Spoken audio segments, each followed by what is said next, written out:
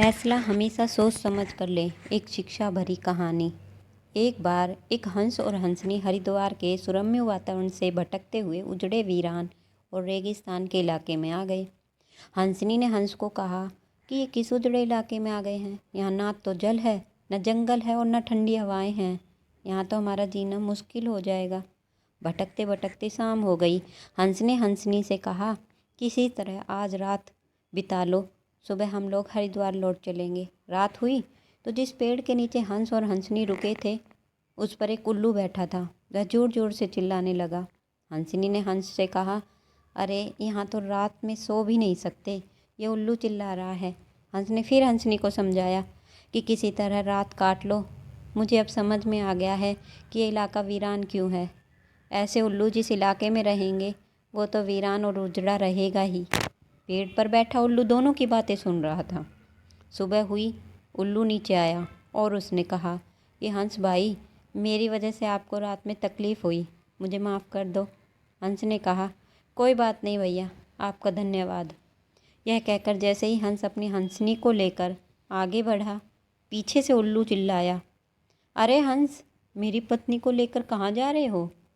हंस चौंका। उसने कहा, आपकी पत्नी? अरे भाई, यह हंसनी है, मेरी पत्नी है।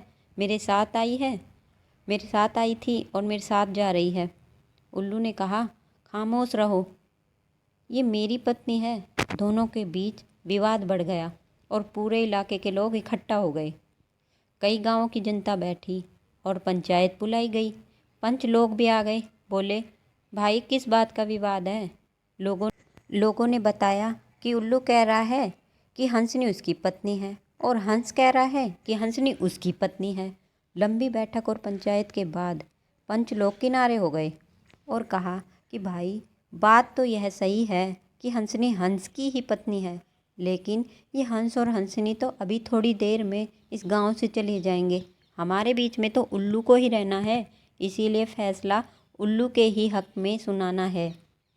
फिर पंचों ने अपना फैसला सुनाया और कहा कि सारे तथ्यों और सबूतों की जांच करने के बाद यह पंचायत इस नतीजे पर पहुंची है कि हंसनी उल्लू की पत्नी है और हंस को तत्काल गांव छोड़ने का हुक्म दिया जाता है।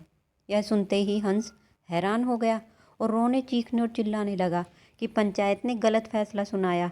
उल्लू ने मेरी पत्नी ले ली। रोते चीखते जब वह आगे बढ़ने लगा तो उल्लू ने आवाज़ लगाई, ए मित्र हंस, रुको।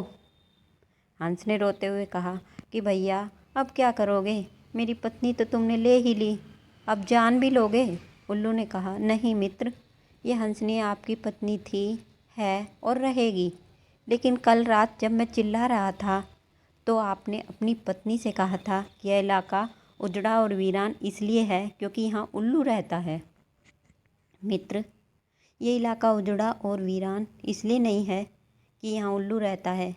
यह इलाका उजड़ा और वीरान इसलिए है क्योंकि यहाँ पर ऐसे पंच रहते हैं जो उल्लुओं के हक में फैसला सुनाते हैं। शायद दुर्दशा का मूल कारण यही है कि हमने हमेशा अपना फैसला उल्लुओं के ही पक्ष में सुनाया है। इस बदहाली और दुर्दशा के लिए कहीं ना कहीं हम भी जिम्मेदार हैं।